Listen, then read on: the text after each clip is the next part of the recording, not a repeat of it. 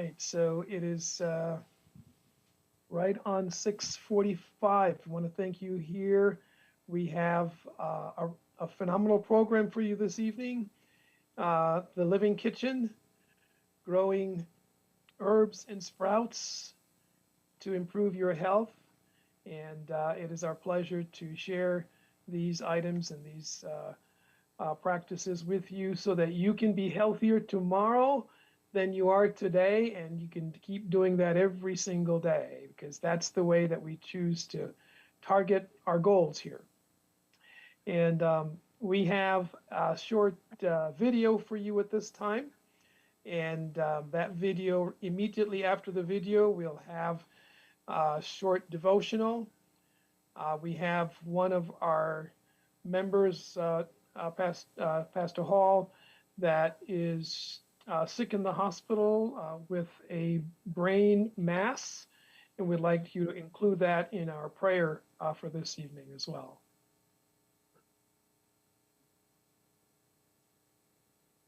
We can start with our video. Do you ever feel the need for more energy, vitality, and a greater sense of well-being? Then stay tuned. We are natural health enthusiasts with yet another delicious recipe of best practices and holistic lifestyle health. Our natural health planners, sponsors, presenters, and friends compile and share the simplest, most natural discoveries and practices targeted to restoring and maintaining energy, as well as a sense of well-being that we all want in our daily lives. It has been said that health is a state of complete harmony of the body, mind, and spirit. Therefore, through the practice of the 8 laws of natural health, integrated with evidence-based research, we see a world empowered by Christ's love that is passionately seeking to be its healthiest in body, mind, and soul. And that's why we're so glad you've chosen to be here. Join us each month to help us celebrate the Creator for the resources and knowledge that consistently optimize His gift of natural healing in our bodies. We thank our hosts at the All Nations Fellowship Seventh-day Adventist Church in partnership with Community Outreach Incorporated for providing this one-of-a-kind opportunity that helps us all live healthier tomorrow than we are today, every single day. And now, ladies and gentlemen, here's your Natural Health Meetup presenting team for this life-enhancing edition.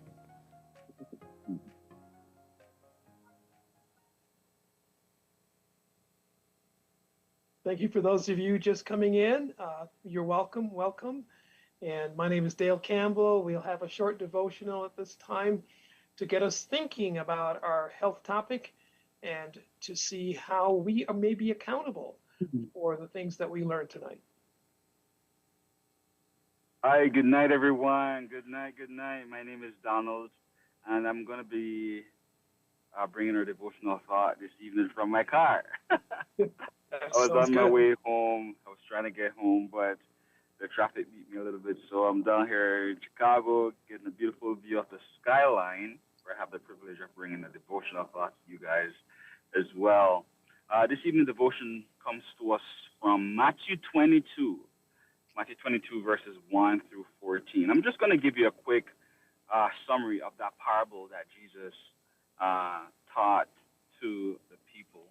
And, you know, Jesus told a parable about a king who was preparing a wedding feast, right? And he invited everyone, you know, but the first group of people that he invited, you know, it appears as if they were too busy to attend. You know, they were working, they had responsibilities, just daily life.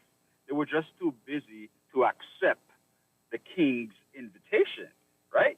The second group that was invited, you know, they accepted the wedding invitation, but they didn't have anything to wear. Can you imagine being invited to a wedding, a royal wedding that a king invited you to, but you didn't have anything to wear? But when they got to the wedding, the king had a garment for them. So I was thinking about this passage.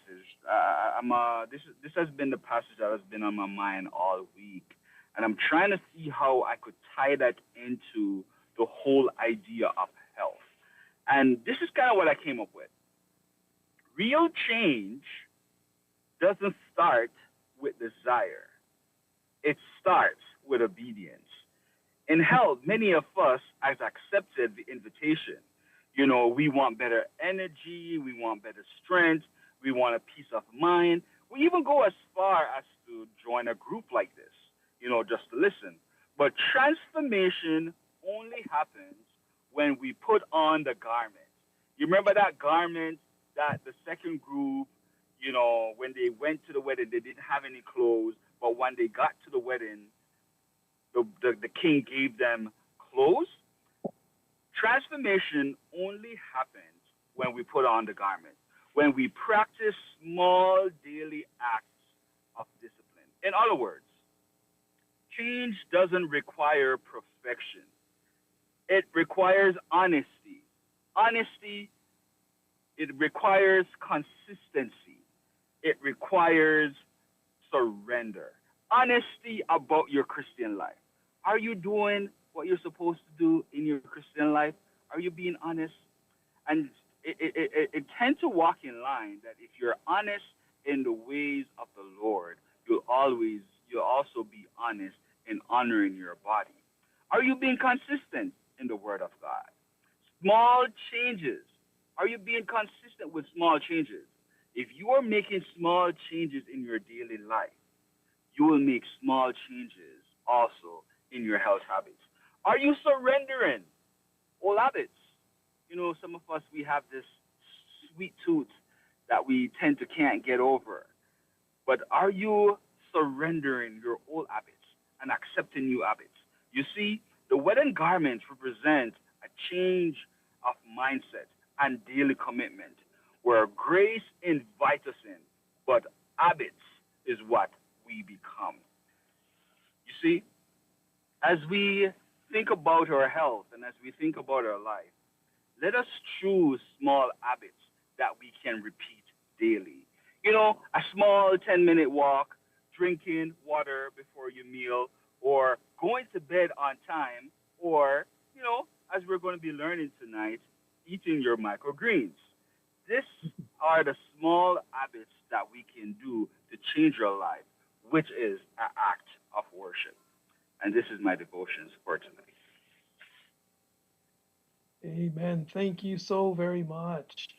And let us bow our heads for a word of prayer. Dear God, just thanking you for this meeting, for this opportunity for us to learn and to share some of the things that are designed by you to make us healthier than we are today. Father, help us as we meet together to realize that we are fully accountable. We should be fully accountable and feel that way for our health, for the outcomes in our life, and for the choices that we make. We ask God that you will lead us through this presentation tonight and allow us the opportunity to be healthier every single day because of the practices that we are learning. Help us that for any family, Father, that is not doing well, we're just asking, Lord, that you will send your blessings, insert your presence so that they can feel the reassurance that they're going to be healed. And Lord, bring them a sense of peace if it is not in your will.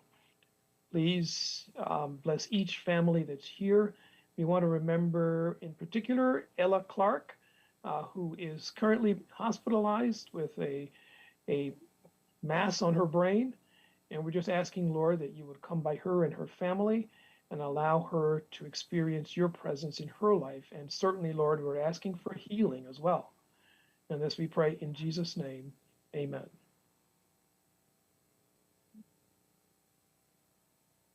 So thank you all again for coming out. We have Michael, turn on your video. camera. Oh, yeah, thank you. Let's see. I lost my, here we go. Yes, there we go. Thank you, Barry. Yes, so we have a real opportunity tonight to explore the living kitchen. And Dr. Danny is here. He shared with us a video, and I'm going to share that introductory video because it will give you some ideas as to where we're going tonight. And it's a YouTube short that we're going to share with you. So here we are sharing this. I make sure I share my sound. And here we go. Can you see that? So my son's in a... Oh. Chickpeas, soak them in some water for about 6 hours.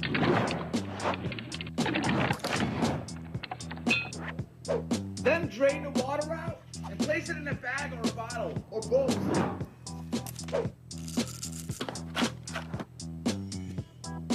Seal them and cover them to keep them dark. Now twice a day, add a tiny bit of water, about this much. If you're using a bag, lay it down flat like this. And a bottle, just put it sideways. Give it a light shake before you cover it again. Just 2 days later, check this out. Boom! Look at all those sprouts. Pretty much just multiplied food. One handful suddenly becomes more.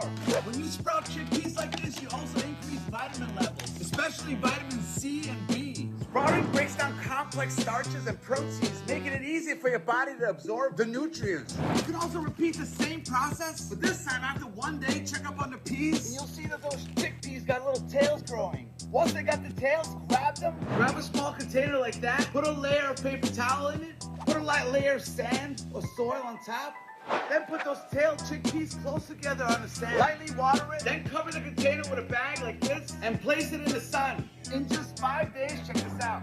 Boom! Fresh microgreens full of nutrients that your body needs to stay healthy. Microgreens from chickpeas have 6 times more vitamins than the chickpea itself. So when you can't get fresh veggies, you can still get the same benefits from these microgreens. Another thing you can do with chickpeas is blend 1 cup with 3 cups of water until it's smooth. This is what you want it to look like.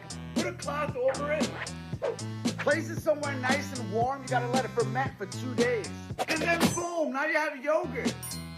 When you ferment chickpeas like that, you allow natural bacteria to get to work, thickening the chickpeas into a yogurt-like texture, which means you now got probiotics in here. Tiny little creatures that protect your gut and keep your digestive system working. So the same bean becomes a whole different food. And when you don't have much variety, this creates it. Crazy how you can take a basic thing like chickpeas and stretch it out into so much more. Fresh greens, probiotics, sprouts, and proteins. And if the world ever collapsed, knowing stuff like what you can do with a chickpea might be the thing that keeps you alive. Chickpeas, soak them. Okay, so he is going through that very quickly, and it is just so much fun to be able to share with you tonight your living kitchen, growing this kind of food in your kitchen, and some of the things that many of us here have been doing already. And if you have been doing this already, you have some ideas, we'd love to hear from you as well. Feel free to put questions in the chat if you have questions. Please know that should we be sharing anything that would reference healing or getting healthier, please know that we are not giving medical advice. These are strictly for educational purposes, and it is just our pleasure to be able to share with you this evening. So I'm going to see, I need to switch my share so you can see this. So this, I believe you can see now, do you see where it says the central question? Can everybody see that? Put that in the chat if you can, please. Put what in the chat? Yes, we can see it, or the Yes, central question? Yes, yes, you can see it. Just want to be sure we can see the right screen. So the question that I have, as you look at these pictures, is this seed alive or is it dead?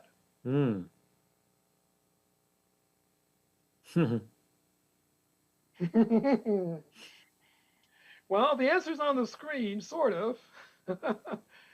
It's hard, it's dry, it's completely still, and you could store it for years and it would not change at all. Wow. Yeah.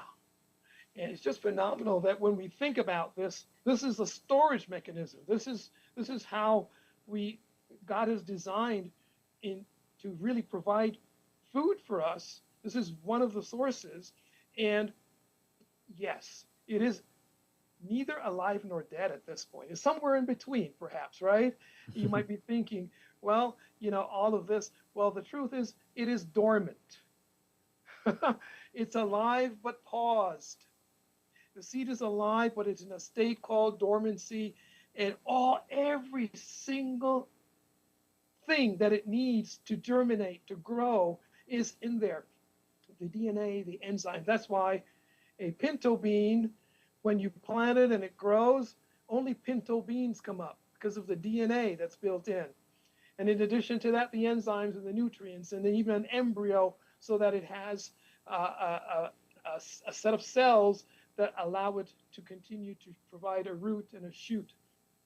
But they're just paused. And you can see there are many parts to the seed. Each of them has a specific function, and we'll touch on a few of these. But no matter the kind of seed that you have, it could be a bean seed, it could be a pine, it could be a corn seed. No matter what it is, they all have very similar structures that have the specific functions. And if you look down here, you'll see some of these. The endosperm stores reserve food. So even for the energy that is required for the seed to start growing, there's a food reserve in there. The seed coat protects the seed, and we'll take a little bit of a deeper look at that. And then the embryo develops into the new plant, the shoot and the root, and all of those pieces come together. And here is, of course, then, the protection of life. Seeds protect life through the design. That hard seed coat, or the testa, is a physical barrier that prevents harmful items from getting in until the conditions are just right. There are enzyme inhibitors, so the metabolism stays off. There's phytic acid that has minerals, and it's like it's a storage system that is there to hold those minerals until the right conditions appear. The seed is alive. It has the potential to be activated, but it has all of the components that are required for it to be alive. And so the seed coat, or the testa, is the protection barrier. The hilum is the scar where seed is attached to the parent plant, and you can see that on various seeds. I don't think we have that in this picture here.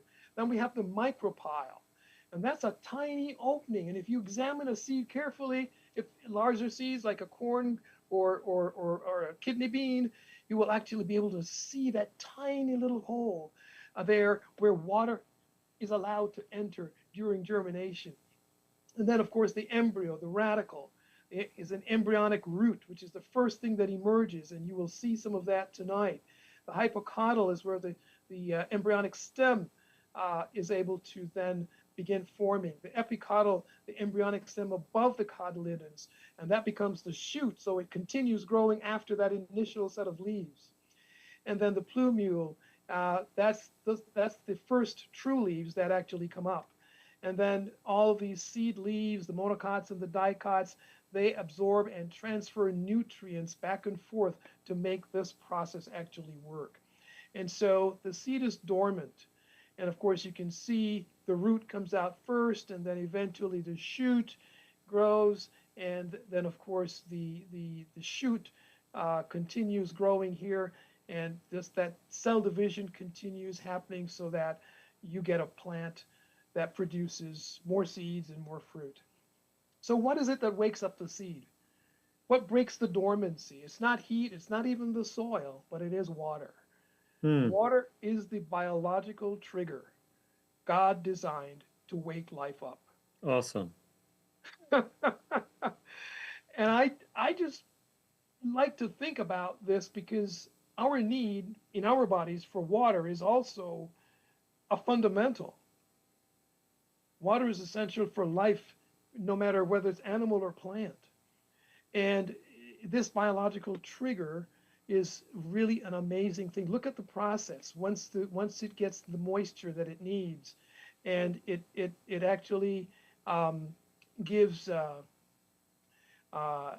the process of the enzymes, and the root comes out, the first leaves, the epicotyl, and so on. And then you will find here that the roots start to Yes, they start to multiply, they get a little bit more dense, and this gives us an idea that this process is so automatic, it's so built in, and we have to give the credit where it's due because we cannot make this thing grow. But there is a process. The first stage is called imbibition, and you know the word imbibe.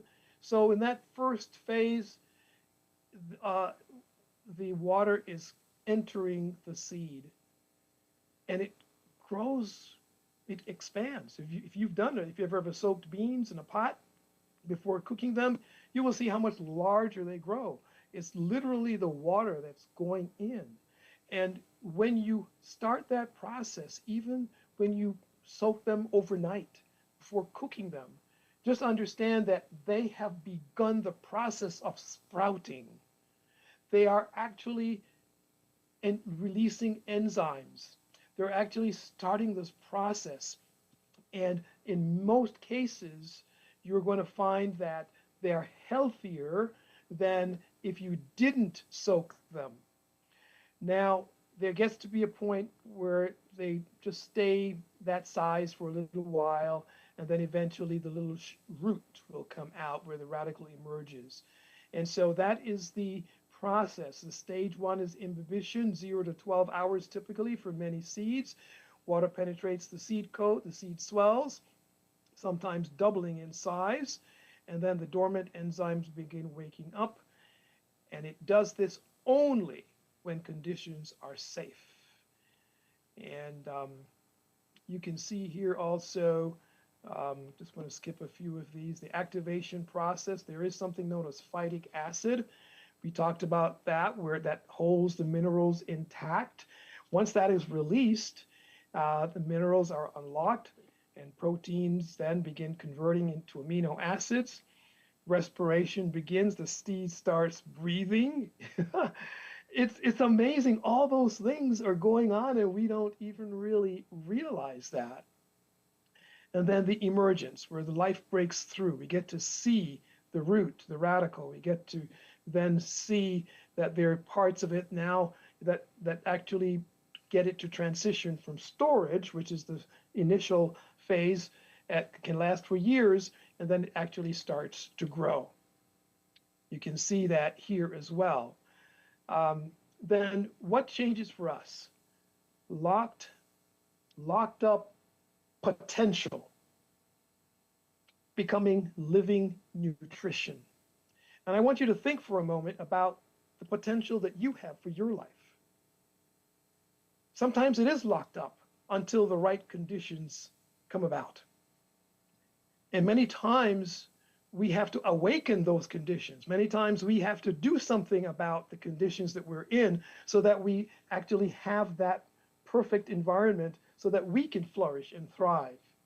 And it is the very same principle that spans almost every facet of life. The dry seed here is nutritious, but much of it is locked up. The phytic acid binds the minerals. Proteins are harder to digest. Enzymes are dormant, but the sprouting changes everything. And you can see here pumpkin seeds. And you can see how they begin sprouting here. And that becomes living food. When seeds are sprouted, minerals become bioavailable. Proteins become easier to digest, and their enzymes, and we'll learn some more about that from Dr. Danny in just a minute here. And you will find that live foods is really the target. So regardless of what you do, whether it's having a lot of sweets, eating your favorite Krispy Kremes or your ice creams, and you know that these things are not really the best for you, please, even if you must do those things, please also include live foods.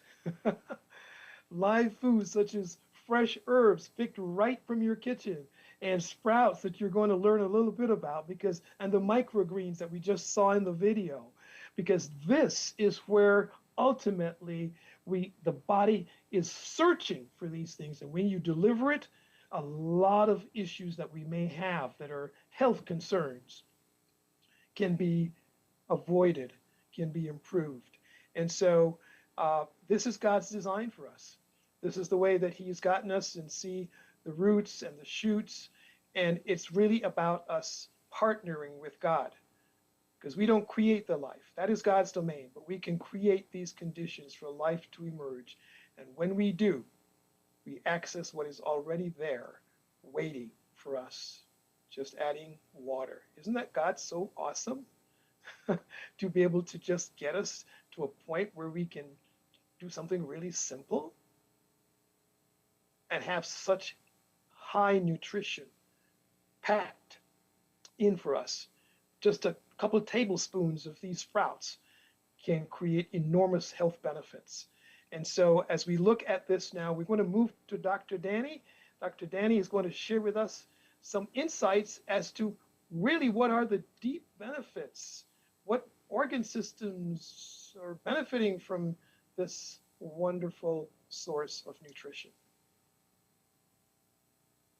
Thank you. That was very, very good. I really appreciate that intro, giving us a background into understanding seeds, how they function. And yes, there are so many spiritual applications that have come out, and I wanted to jump on them really quickly, but I know that there's a lot from my end. There are so many terms that you've used, right, that I think is unfamiliar to many of us. And I myself am going to be using some terms, and I hope that some of you will go back and maybe read some ingredients, all right, or maybe do some of your own research. I've looked at things from Johns Hopkins. I've looked at some things from Cleveland Clinic. There's a lot of research about microgreens and sprouting. You would be amazed. One research I read about, they say within the last 10 years, there's been a spike, right? People have become knowledgeable about the power and the effectiveness of microgreens and sprouting. So I just want to start with this question. What breaks down food? All foods. If you want to put it in the chat, what breaks down food? You put something in your mouth and the body needs to use it. What breaks down the food?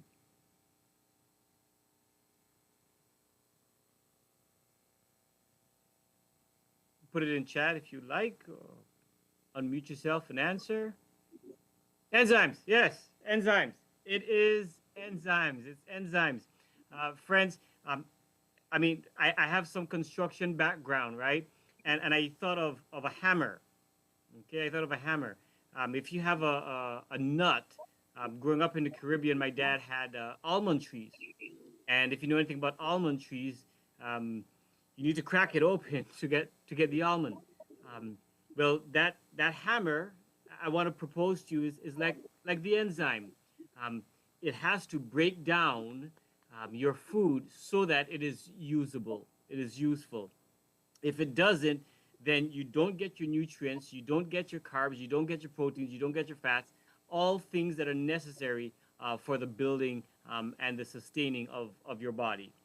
So enzymes. Now, if you want to go bigger, if you know what a jackhammer is, right? One of those heavy machinery things that you use to really make a hole in concrete or the road itself. These are some very powerful ones. And I think about microgreens, something like that. They're small, but they are power-packed in its nutrients and in its enzymes. So again, just re-emphasizing, enzymes are essential for breaking down all foods, carbs, fats, and proteins, into nutrients that your body can absorb. Now, for those of you that don't know, your body also produces enzymes, okay? It produces its own enzymes, enzymes like amylase, lipase, and protease. You'll be interested to know that all of them end with ASE, but you also have words that end in OSO, right, or OSE rather, which are sugars, sucrose, cellulose, right? So all those O's ends with are sugars. And so the body creates its own enzymes. I've told you this, right? But you can also eat enzymes, Hmm. live enzymes, powerful enzymes that help to do the same thing that the body is doing itself. Now they tell us, and for those of us that are getting up there in age, right? They tell us as you get older, your body doesn't produce as much or as effective of enzymes as it once did when you were in your, I don't know, teenage years, right? Um, because the body is becoming more oxidized. The body is, well, it is accounted for man to have what, 70, according to the scriptures? Okay, I'll make it plain. We are getting older. And as we get older, our body, our organs do not function as they once used to. In doing some research, I discovered that the foods that we are eating are very nutrient deplete. I hope you heard me.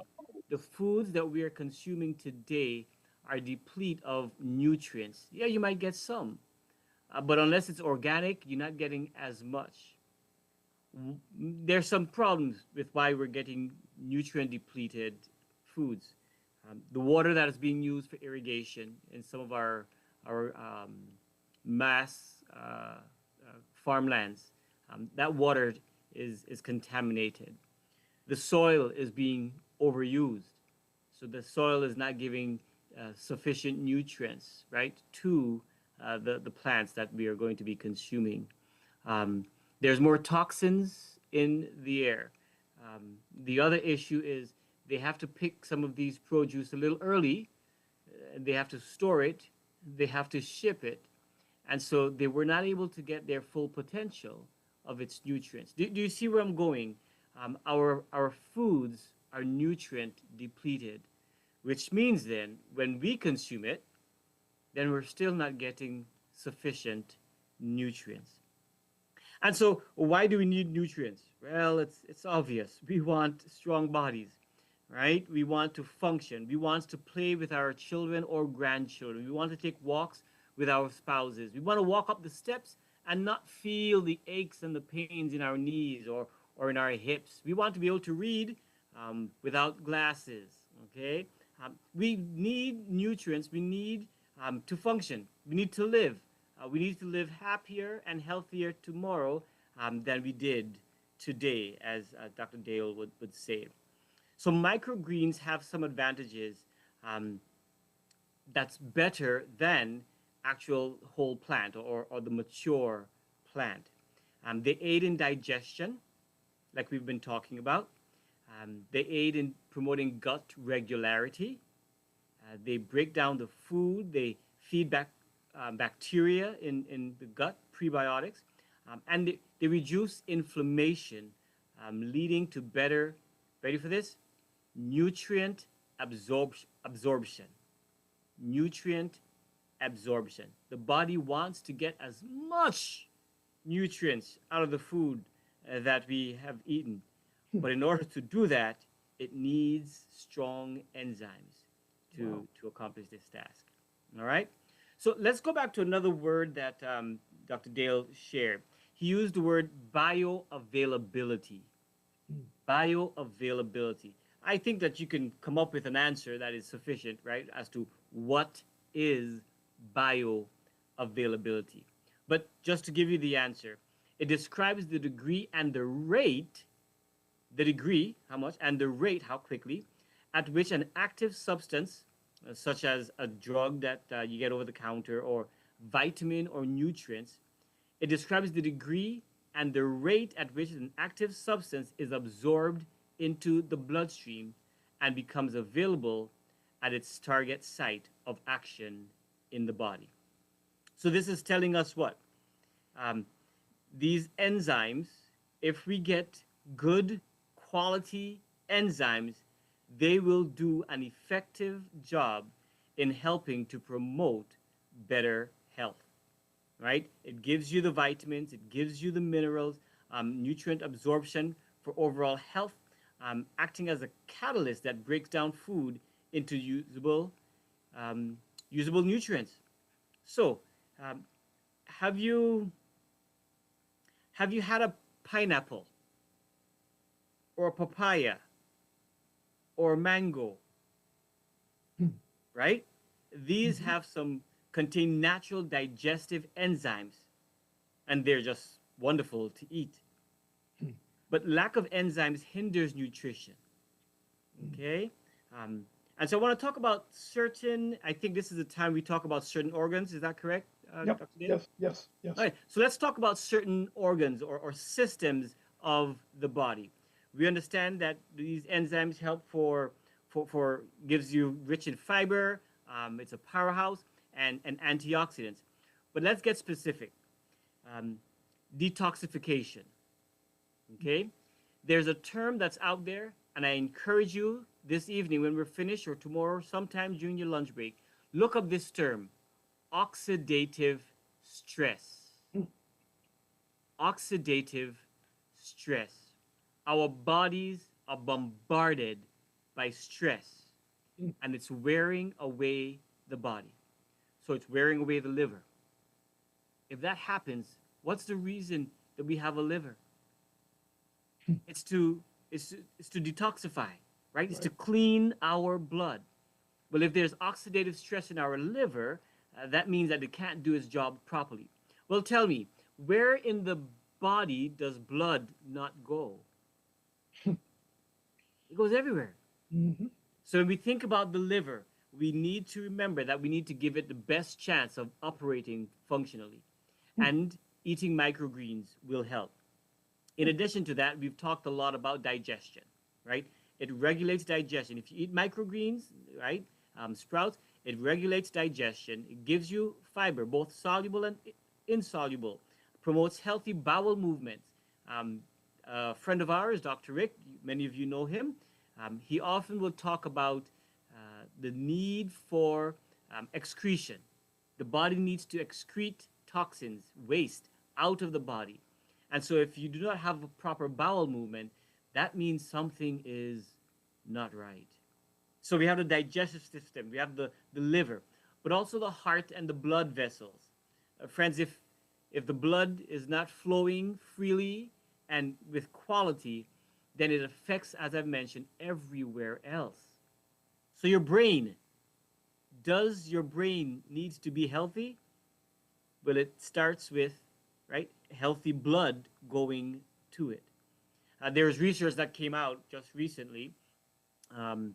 Different scholars and researchers from Germany as well as from China, but they talk about the fact that microgreens help with memory loss. It helps with memory loss. And so I would encourage you, as again, I know we're getting older, but consume some of those microgreens.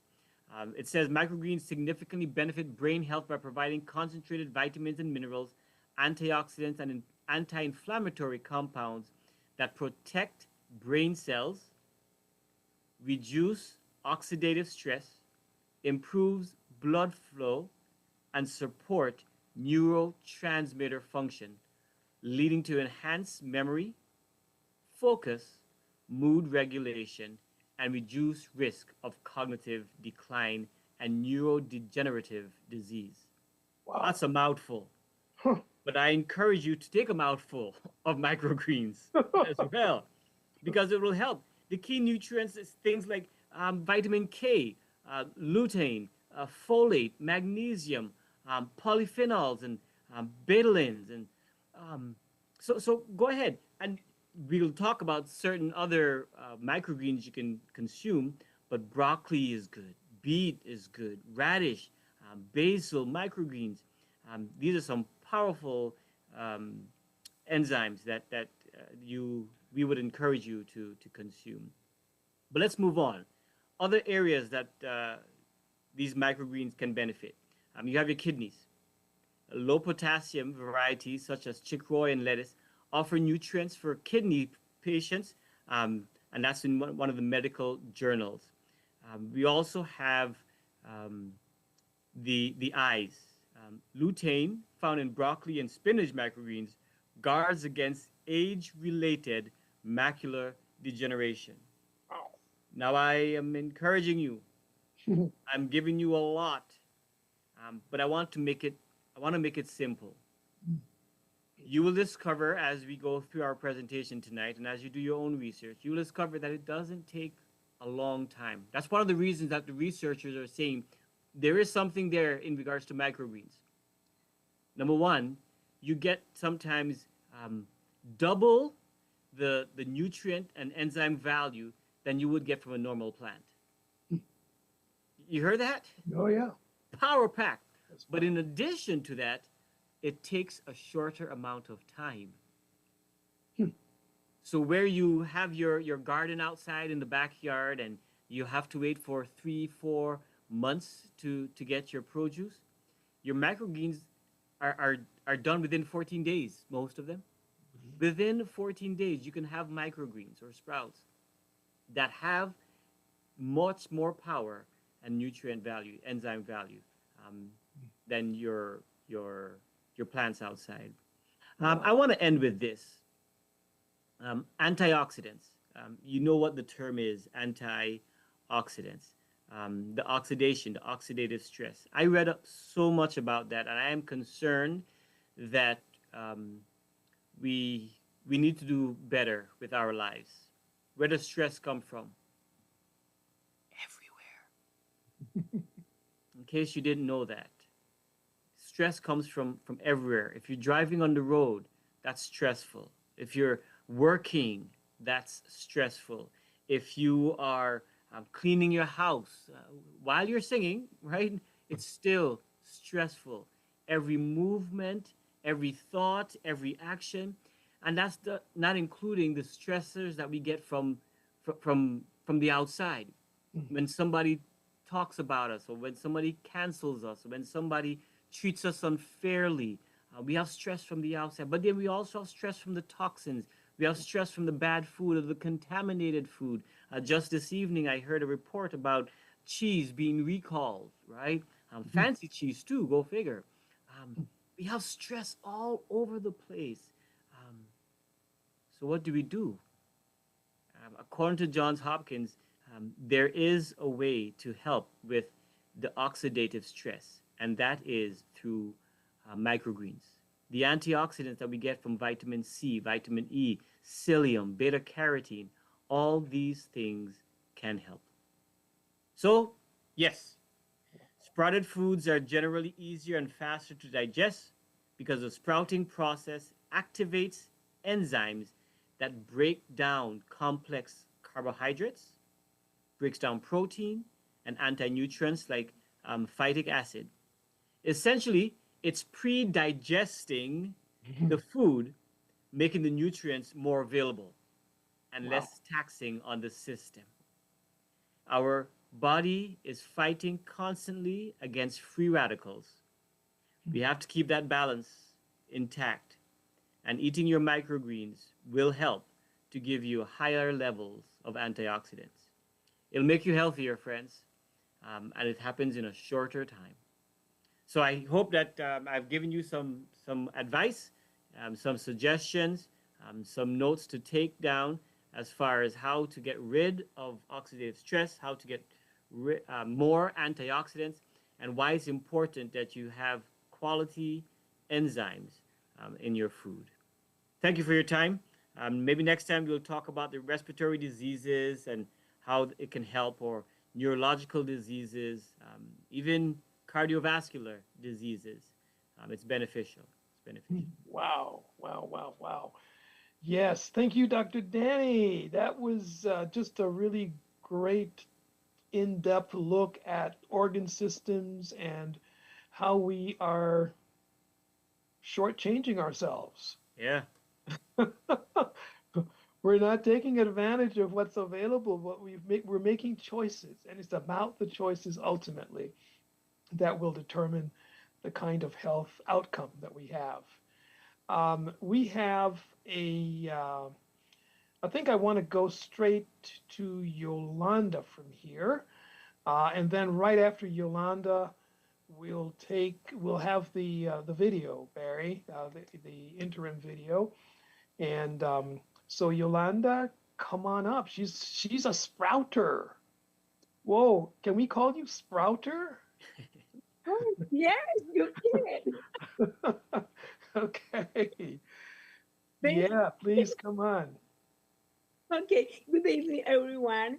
Good evening. Yes, I am so happy that Rick, thank you for all that information you gave us, and you took part of my presentation. But thank you so much.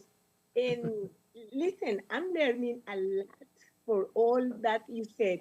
But I'm going to present you how do I do my sprout.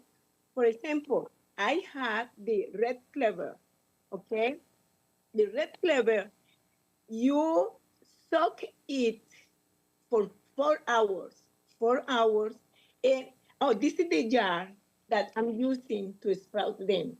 And you put 1 teaspoon in water and leave it for 4 hours. In 4 hours, you take it out and put it in this way, in a dark place and leave it there. And you have to wet every morning and every evening because it needs to be wet in order to be a sprout. This is the red clover. This is the easier and faster. You can sprout for 4 or 5 days and they are ready to eat them. Now I have the fenugreek. This is the fenugreek. This is a little harder to sprout. You have to leave it 12 hours soaking. When you take the water out, you do the same process for the red clover. And you will have, Michael, can you show us the pictures, please? The red clover? Sure. Okay. Yeah, coming up here. Uh-huh. Let's see, coming right up. I'm looking for the buttons. You will see how it looks like when they are ready to eat. I don't have the pictures during the days, but I had the final product. You can see there. The bigger one, this one, Michael, can you point it, please? Yes, on the right-hand side. Yes, that one. That is the red clover. You see, the process is faster. The fenugreek, it was not ready at that point because it took longer. It takes from 10 to 12 days to be ready. And now I had the amaranth. The amaranth, this is the hardest one. That one. I tried to do it in the jar, but that was impossible. I had to switch and use paper towel in order to start a sprout. It takes 15 days to do it. It is really, really hard. The way how you do is you wet the paper towel and put the paper towel in a container, put the seeds on the paper towel and wet the paper towel every day, morning, evening, morning, evening. In that way, you can have the sprout ready to eat. Now, how can I use it? I'm using in salad or smooth, but you can use it in soup. Let me, hold on, give me 1 second here. Yeah, you can use it in soups, smoothies, in bowls, that is salads, or in sandwiches. Michael showed us a picture of a sandwich, and that was, it looks so spectacular. And not only that, but with all those benefits that Dr. Danny told us, you can enjoy. And Dr. Danny, I can testify about few things you were saying about the size or the memory. Oh, that is true. I noticed the difference between before and now with the memory in the eye, the side too. And I Wow. can tell you, oh, and by the way, when you are eating, you can feel the benefit in your stomach. Mm. Yeah. And, and Michael knows, as you know too, I love sprouts, and eat them is so, so wonderful. Uh, do you have any questions? Yeah. Oh, by the way, you don't have to start with all those seeds at the same time. You can start with one, and Yes. you will see the benefits, and you will want to do it with more seeds and more often. Yolanda, I have a question. Is that that jar expensive? The No, Dr. Danny, this I pay for two of these about $10, and I bought them in Amazon. okay. And I'm There's ready. Sorry, I'm ready to buy more because I want to sprout more. you're getting excited, huh? You're getting excited. Yes, yes, I am. Especially when I'm seeing the benefits for my body. That's right. You know? Yeah. The, There's a question in chat by Tiffany. How long do they last, approximately? oh, How can you store them? you keep them in the refrigerator, okay? And for 5 days, that's the maximum time I'm using them. Okay. Mhm. So you got to use it up as quickly as you can. Yes. Within. Yeah. Sure. Yes, because you know the thing is if you will leave them longer, it can lose the benefits. That's right. Mm-hmm. You're Thank you very welcome, much. Tiffany. You're welcome. Any other question? Okay, if you don't have any question, I will leave the presentation with this. Please do it. God is blessing this. Well, He has blessing the seeds for our body, for our mind, our soul, and our spirit. Amen. Thank you. Amen, amen, amen. Okay, well, thank you so very much, Barry. If you can give us our interim We're thrilled video. that you're attending this edition of your Natural Health Meetup. In between our monthly sessions, you can stay connected with us in as many as 3 easy ways. Our Facebook group has our live as well as archived videos along with other natural health updates and a place to post your questions. Our Natural Health Learn and Share meetup site has announcements, reminders, and messages for you, and also our confidential requests for prayer page. We love to pray for you and any concerns of life that you may have. Use the link on the screen to stay connected for any one of these or all 3.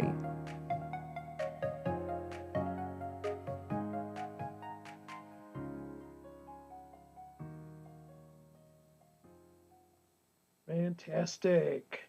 So let's take a look here because I think right now we are going to expand our kitchen.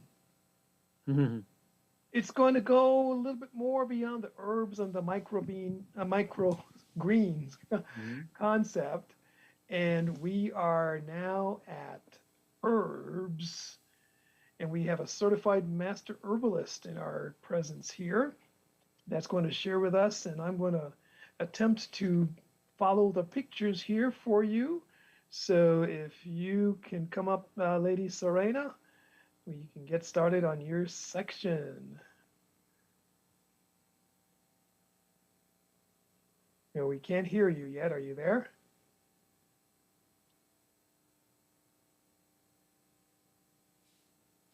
I don't see her, Yes. Michael. Yeah, she just sent me a message to say that she figured it out. So maybe she wasn't, didn't get a good connection then. Okay, well, hopefully she will come, but I'm going to share my screen just to give you an idea, because this is something that I am currently learning. And so let me share my screen again.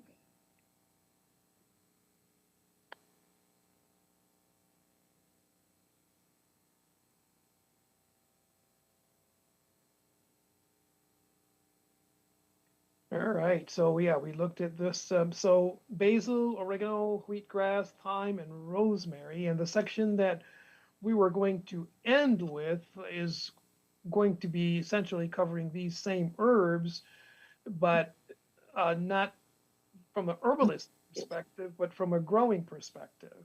Hmm. And so if she does come in, please let me know. But this is the basil plant. Um, and I will give you a little bit more description, but oregano, these are the pictures, and Serena, she gets in. But wheatgrass, just for clarification, is not an herb. It is also a sprout. It just happens to do better in soil than it does in the jar with just water. And so wheatgrass, as many of you know, you've been to the health food store and they do fresh wheatgrass juice for you. Well, you can grow your own wheatgrass, and what we do with it here is we take a few of the leaves and we dump it into our smoothie, or we put it on a sandwich. And that gives us, yeah, that gives us a tremendous boost of micronutrients that are so essential for the body. And micronutrients are far more important than the macronutrients. You know, macronutrients are, of course, the carbs, proteins, and fats. The micronutrients are the vitamins and the minerals, and those are way more important because the body can make its own protein if it gets the raw materials with the micronutrients. And so those are the herbs. This is the thyme. Those people who are from the Caribbean or from Central America, you're going to realize that thyme is almost an essential for cooking. That's correct. Yes. And I do want to share with you one of the ways that we use thyme in our home when we had teenagers at home and even, kids in the 10, 11, 12-year-old group. Stomach aches. You have a child with a stomach ache, if they are willing to, and even for an adult, and we just had an adult here at our home just a few weeks ago where this actually worked, you chew up some leaves of the thyme, just chew it and suck the juice out of it and swallow the juice. And then after you've sucked all the juice till there's no more flavor left in there, you swallow all of that residue or the trash, and then you drink a glass of or just a cup of warm water. And we've had extremely great success with this. Extremely great success with it. And but thyme is very powerful. It's more than just a seasoning. It is definitely a medicine as well. And so I'm going to, and then rosemary also. Rosemary, my wife has been doing research on that, and she is finding that rosemary is an excellent asset to the nervous system, in particular the brain. And this is one of those herbs that is also has medicinal properties that can benefit us as well. This is my humble beginning of an herb garden here. Just got it started, I guess, a couple of weeks ago or so. And you can see I have the wheatgrass here. I have the oregano over here in the back left. The thyme is on the right. The basil is right here. And of course, the rosemary right here. And so I'm experimenting and I'm learning how to do these things. And it's just fascinating what I'm learning because one of the things that many people find is that they plant these things and then they don't do well. So we're going to cover some of those scenarios tonight so that you'll get a chance to see. But healthy roots is really the key to healthy herbs. Everything we see above the soil depends on what's happening below the soil. Come on now. Yes, sir. Really, the roots need air. They need moisture, not saturation. They need stability and they need non-toxic materials.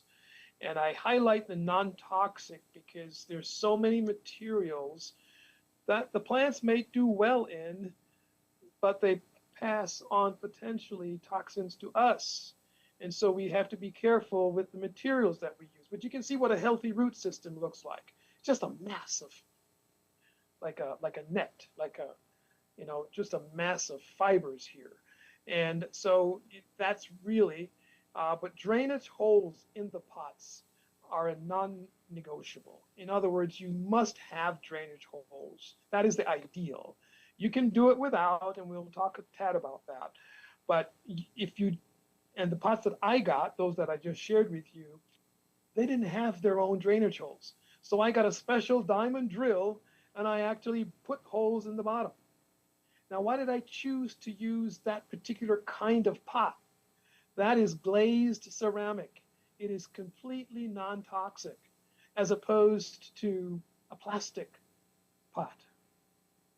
Because then we have to deal with the residues of the plastic and the microplastics that is becoming so evident in every part of our bodies.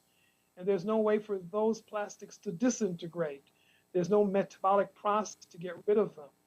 And so we want to avoid any possibility of getting any plastics anywhere near our system.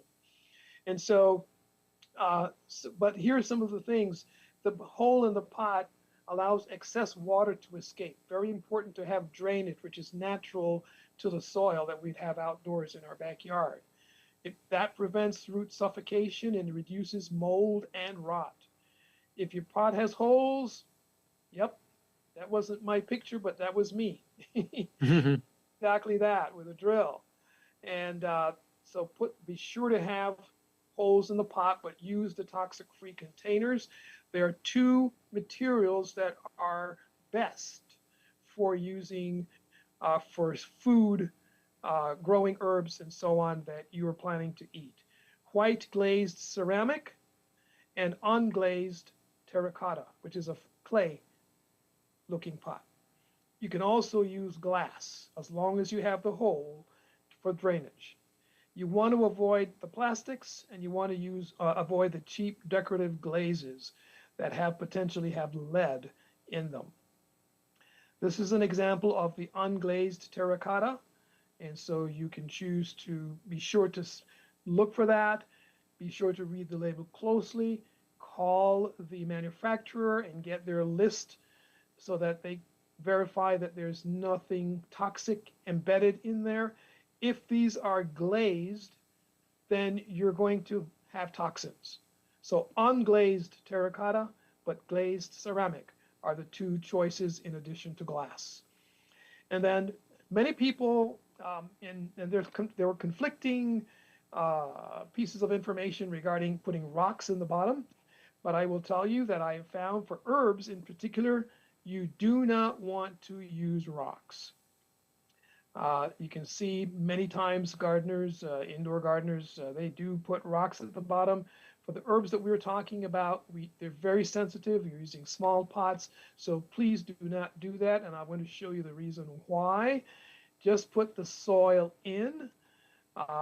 You will find that with the rocks, I'm going to show you another picture a little bit further down. Yes, here it is. If you put rocks in, the water retention rises closer to the top. So now if you put the rocks below, you're going to see the water table is higher in the pot than over here where we don't have the rocks. And so, yeah, too much moisture is going to be close to the roots. And so avoiding the rocks for herbs in particular, and in particular, the rosemary, the oregano, and the thyme need very little water. Basil and the wheatgrass, they are water consumers. And so you want to treat them differently also with regards to water. If you're going to, whatever herbs you choose, be sure to get the specific instructions for what works best. And so uniform soil, we want to be sure that you're using organic potting mix. Um, there are so many chemical fertilizers, even in some organic mixes. So please read the label carefully, ask questions, look at the spec sheet, and you want to, we showed this earlier, the healthy root system. It's just a mass of fibers. And then there's also a question about charcoal. Charcoal can help containers without drainage. And what they would do if you're just not able to get the holes in the pots, you can use a little bit of horticultural charcoal specifically because that will help to reduce the rotting. It will take out toxins, etc., from the bottom of the pot, and that will help you in case you might need it. But with pots with holes, it is absolutely unnecessary. And but this organic soil, let's take a look at it. There's no little bit white pellets in there, right? The white pellets are just chemical fertilizer most of the time, and if you're growing organic, then you really don't want to have those in there. What to use instead of the rocks? Why do you want to use anything at all? Well, we have two choices here, natural burlap or the terracotta. You get a little bit of a shard, a little piece that's broken off, and you put it to cover the hole. Why? Because it helps to keep the soil in and at the same time let the water out. So either one of these are safe to use. Please do not use plastic or even the coffee filters that are paper. They are not safe for organic gardening. In other words, not safe for your health. And this is a picture of the different items that are being used. Please do not use the plastics because they are not safe to use. And so I think that is where I am with this growing and just enjoying. I want to show you a picture because I think I can bring it up here. Let's see if we can do that pretty quickly. There it is. And this is a sandwich that I was able to make just a few days ago from the sprouts that I'm growing. And I think I can, am I working without my camera again? Barry, you didn't remind me this time. Let's see, video, here it is. Okay, so I'm going to stop sharing so I think I can show you this. This is my jar with sprouts, and you have an opportunity to see that these just got started. This is just about a day and a half, and you can see the shoots coming out here already. And so as you have sprouts, this is one of the ways that you can use them on top of the, let's go back here and make sure, got you pictured, yeah. So you can actually see that these are herbs with the tomatoes. And by the way, I made some homemade mayonnaise too. I'm still experimenting with that, but it was very delicious. And but this is a way that you can picture what having live foods in your diet would be like, in addition to putting it on top of the smoothie, in addition to putting it on top of your soups. So any questions at all? Any ideas that you'd like to share regarding sprouts and sprouting and microgreens and the growing of plants for your food supply? Well, Dale, going back to my MO as somewhat of the moderator here Yes. on our team, question for you that maybe others might be asking. Where do you get seeds, sprouting seeds? Can I just go to the grocery store and see those seed packets that you use for growing your backyard garden and use those? Or are there specific stores that sell seeds for microgreens or seeds for sprouting? Well, that is an excellent question, and I think the answer the answer is really straightforward. There's some places that you can be assured of, but I always read labels no matter where I get them from. But if you go to any stores, any of the health food stores, the Whole Foods, the Vitamin Shop, the Fruitful Yields, and other stores of that nature, you will find good quality seeds. If you shop carefully on Amazon, you can get organic, non-GMO, because that's really the big question. And sometimes they label organic and they are in fact GMO, and I don't know how exactly they get away with that. But please know that I have a place that I order from called the Sprout People, sproutpeople.org. Can you put that in chat? Yeah, let me just bring it up here, and we can actually see that. Sprout, ROUTPEOPLE. Yeah, Sprout People sprouting seeds. Let's see if it comes up here. I don't want to. There's one called the Sprouting Company. Oh, here we go. All right, I'll share that now. Yeah, the Sprout People. I just really admire what I've learned so far about their quality. And this is the Sprout People. The finest seeds from organic farmers since 1993. That is not a new company. And they have your sprouts, microgreens, and all the supplies. They have the jars, they have the filters, they have just all of the supplies that you might want to use. You can shop here. This is one of the places that I have found it really great as a supplier. So thanks for the question. Any other question?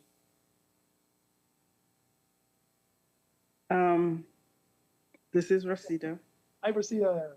Hi, Mike. Dr. Danny spoke about macular degeneration, Yes.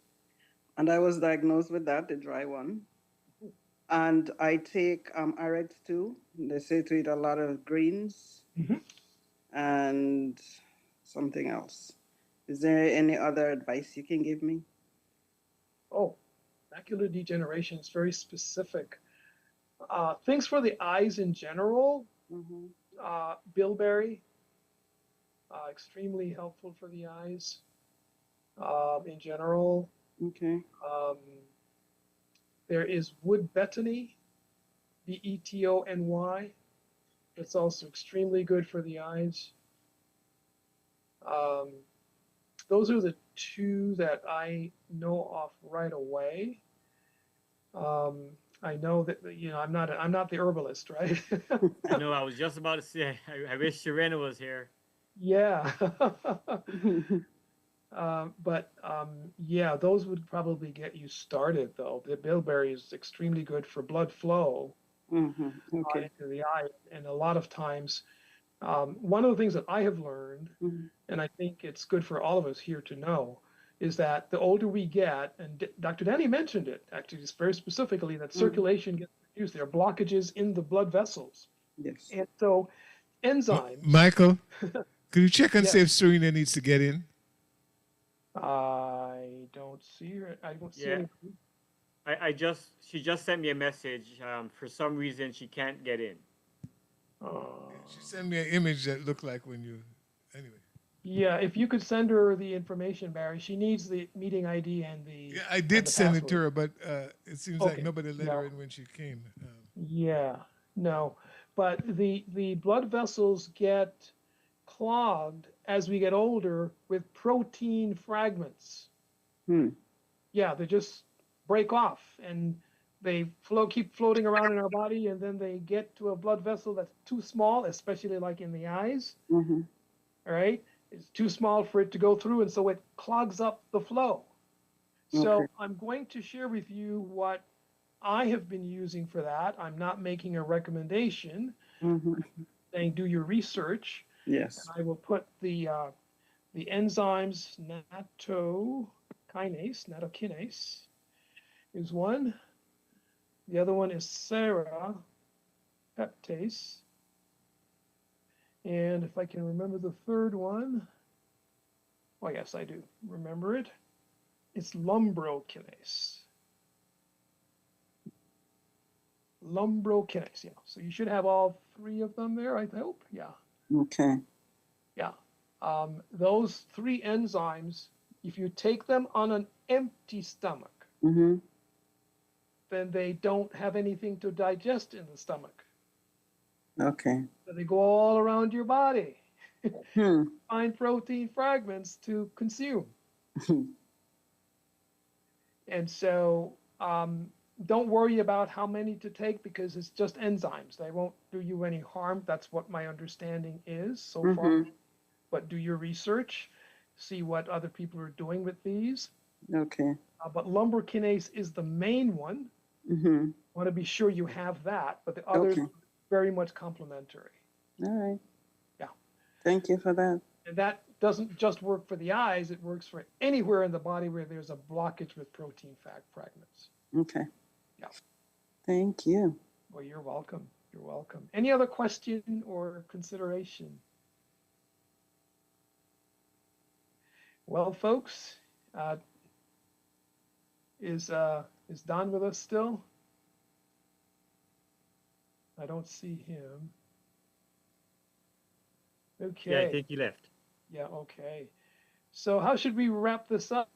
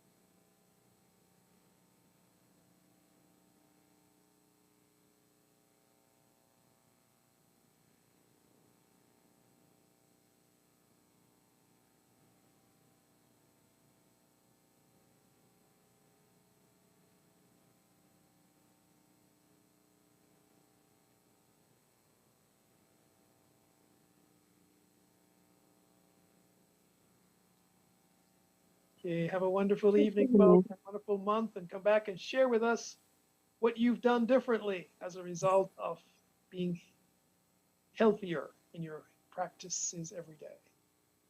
May God bless you. Sure will. Good night, Night, everyone. everybody. Brother night. Dale, can I have the video?